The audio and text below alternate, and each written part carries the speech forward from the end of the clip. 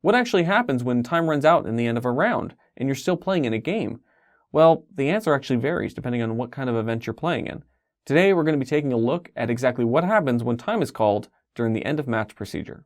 Judges Corner is brought to you by CoolStuffInc.com, the best online retailer for Magic the Gathering singles and sealed product, and gatheringmagic.com, your place to explore the game. Now it's time for Judges Corner. Players, that is time in the round.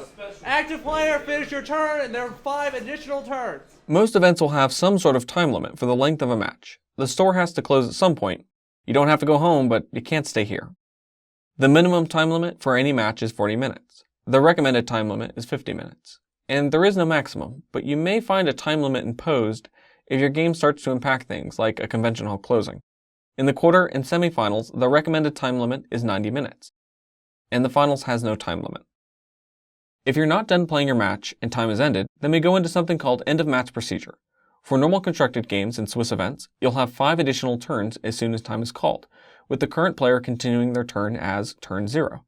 So when time is called, if Adam is in the middle of combat, then he'll be turn 0, and Natalie will then be turn 1 after that, followed by turn 2 for Adam, turn 3 for Natalie, turn 4 for Adam, and then the 5th turn to Natalie once again. If we end the 5th turn and no one has won the game, then that single game will be a draw. So if both players have won one game and then drew the third due to time, then their match ends in a draw. This is the same if the first game of the match was a draw and the second game ends in a draw due to time. But if one player is up a game by the end of the 5th turn, then that player wins the match with a record of 1 win, 0 losses, and 1 draw.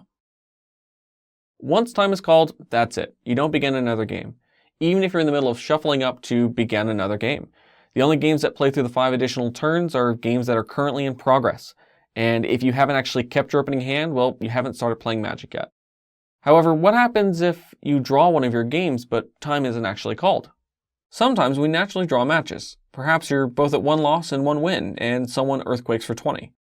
Well, the winner of the match would still be the first person with 2 wins. So shuffle up and give it another shot, so long as there's time on the clock.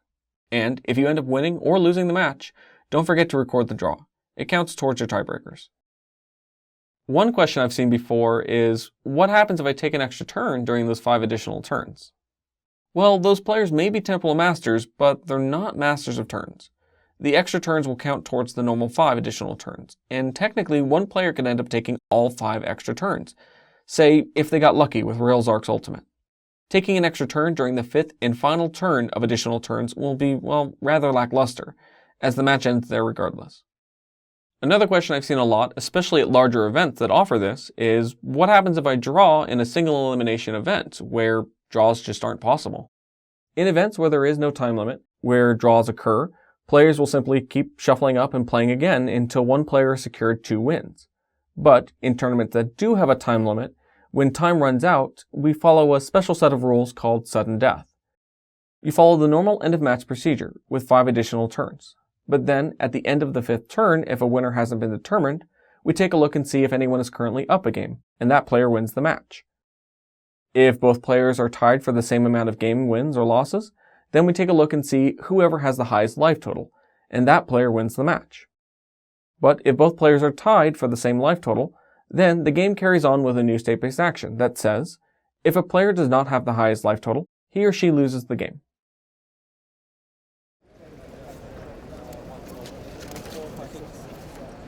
There you are, gentlemen. There's your slip. Okay.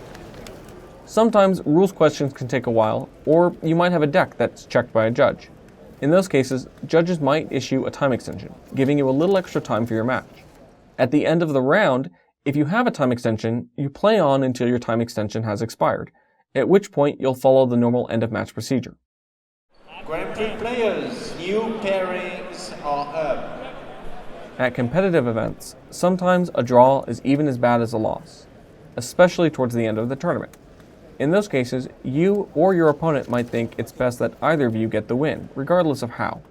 Choosing a random method to determine the winner of the match, like rolling a die, flipping a coin, or even revealing cards from the top of your deck to see who would have won, are great examples of improperly determining a winner, and such actions compromise the integrity of the entire tournament.